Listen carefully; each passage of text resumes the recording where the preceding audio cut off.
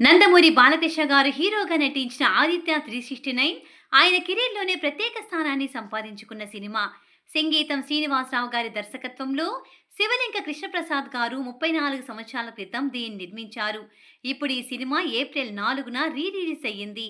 ఈ సందర్భంగా సంగీతం శ్రీనివాసరావు గారు అప్పటి మేకింగ్ ముచ్చట్లను గుర్తు చేసుకొని తెలిపారు.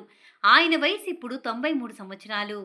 అప్పటి మేకింగ్ ఎక్స్‌పీరియన్స్ గురించి చెబుతూ చాలామంది 'బ్యాక్ టు ద ఫ్యూచర్' ఇన్స్‌పిరేషన్‌తో ఈ సినిమాను తీశానంటారు. కానీ కాదు. నేను కాలేజీ రోజుల్లోనే హెచ్.జి. వెల్స్ రచించిన నవల 'ద టైమ్ మిషన్' చదివాను. అది వేరే కథ. టైమ్ ట్రావెల్, సైన్స్ ఫిక్షన్ ఇవన్నీ అందులో ఉంటాయి. నేను డైరెక్టర్ అయిన తర్వాత ఇది ఒక సబ్జెక్ట్‌గా తీస్తే బాగుంటుందన్న ఆలోచనతో దానికి సంబంధించిన లైన్ ఆర్డర్ మొత్తం రఫ్‌గా పెట్టుకున్నాను. ఆ తర్వాత ఇది ఇలా చేద్దాం, ఎవరితో చేద్దాం అని ఆలోచిస్తున్నప్పుడు బెంగుళూరు ఫ్లైట్‌లో ఎస్‌పి బాలసుబ్రహ్మణ్యం గారితో నేను ట్రావెల్ చేయడం జరిగింది. ఆ సమయంలో ఇద్దరం అది ఇది మాట్లాడుకుంటుండగా నా దగ్గర ఒక సబ్జెక్ట్ ఉందని నేను చెప్పడం మొదలుపెట్టాను. ఆయన ఫుల్ ఎక్సైట్ అయ్యారు. కాన్సెప్ట్ చాలా బాగుంది. మనం ఇది తప్పకుండా చేయాలని అన్నారు. శివలెంక కృష్ణప్రసాద్ గారికి తెలుసో తెలియదో ఎస్‌పి బాలసుబ్రహ్మణ్యం గారు ఇద్దరు ముగ్గురు పెద్ద పెద్ద ప్రొడ్యూసర్లకు స్టోరీ గురించి చెప్పారు. కానీ వారికి సైన్స్ ఫిక్షన్ అనే కాన్సెప్ట్ అర్థం కాలేదు. ఇదేదో ఒక ఫాంటసీ సినిమా అనుకున్నారు. కానీ ఎస్‌పి బాలసుబ్రహ్మణ్యం గారు మాత్రం కథని బాగా నమ్మారు. కృష్ణప్రసాద్ గారికి చెప్పారు. ఆయనకు కూడా సైన్స్ ఫిక్షన్ అనేటువంటి జోనర్ గురించి తెలియదు. కానీ ఆయన గొప్పతనం ఏంటంటే పెద్ద పెద్ద నిర్మాతలే ఇదేమిటని సందేహిస్తున్న సమయంలో ఇందులో ఏదో ఉంది అనేటువంటి ఫీలింగ్ ఆయనకొచ్చింది. ఇది మామూలు ఫాంటసీ కాదు, మామూలు చరిత్ర కాదు, ఇది ఇంకేదో ఉందని చెప్పి ఒక గుడ్డి నమ్మకంతో కృష్ణప్రసాద్ గారు దూకేశారు. స్విమ్మింగ్ గురించి తెలుసుకొని నీళ్ళలోకి దూకడం కాదు, ముందు నీళ్ళలోకి దూకి స్విమ్మింగ్ నేర్చుకోవడం అన్న చందంగా చేశారు. ఆ క్రెడిట్ మొత్తం కృష్ణప్రసాద్ గారిదే. చాలా గట్ ఫీలింగ్‌తో ముందుకు వచ్చారని ఆయన అన్నారు. మూవీ కాస్టింగ్ గురించి వివరిస్తూ బాలకృష్ణ గారిని ముందు అనుకున్నాం. ఆ తర్వాత కృష్ణప్రసాద్ గారే ఆర్టిస్టుల సెలక్షన్ బాధ్యతను తీసుకున్నారు.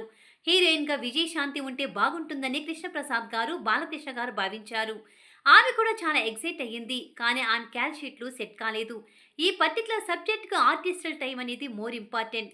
కావాల్సినప్పుడు ఆర్టిస్టులు అందుబాటులో ఉండటం ఎంతో అవసరం. మోహిని అనే అమ్మాయి ఎలా వచ్చిందంటే మైకేల్ మదన కామరాజన్ సినిమాకు వర్క్ చేసిన సమయంలో ఒకరోజు దర్శక రచయిత పంజు అరుణాచలం గారితో మాట్లాడుతున్నాను. ఆయనకు హార్స్ రేసులపై మక్కువ ఎక్కువ.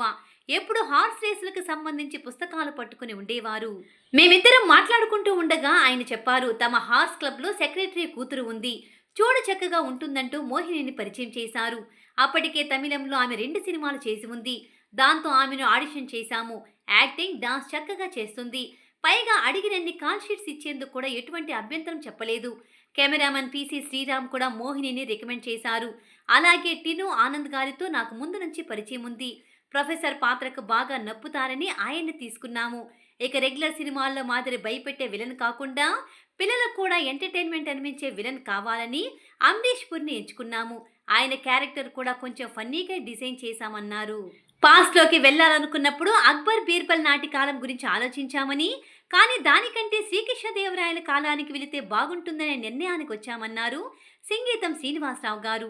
ఇందులో శ్రీకృష్ణదేవరాయల పాత్రకు బాలకృష్ణ గారు తప్ప మరొకరు నా మనసులో తట్టలేదు. ఎందుకంటే గతంలో రామారావు గారు చేసిన పాత్ర అది. సో ఆయన్నే ఈ పాత్ర పోషించమని చెప్పాము. ఆయన అంగీకరించారు. నిజానికి శ్రీకృష్ణదేవరాయలుగా ఇవాల్టికి వేరొకరు నా మదిలో తట్టరు. ఇక ఈ సినిమాకు 3 ఛాయాగ్రాహకులు పనిచేయడం కూడా దైవ నిర్ణయమని అన్నారు. మొదట పిసి శ్రీరామ్ కొన్ని రోజులు వర్క్ చేసిన తర్వాత ఆయన జబ్బు పాడటంతో విఎస్ఆర్ స్వామి గారు వర్క్ చేశారని, ఆ తర్వాత కబీర్ లాల్తో మూవీ పూర్తి చేశామని చెప్పారు. ఆదిత్య 369 సీక్వెల్ స్టోరీని బాలకృష్ణ తాను చెప్పానని, స్క్రిప్ట్ సైతం రెడీ చేశామని సంగీతం తెలిపారు. ఈ సీక్వెల్ మూవీతోనే బాలకృష్ణ తన కుమారుడు మోక్షజ్ఞను హీరోగా పరిచయం చేయాలనుకున్నారని, కానీ కుదరలేదని అన్నారు.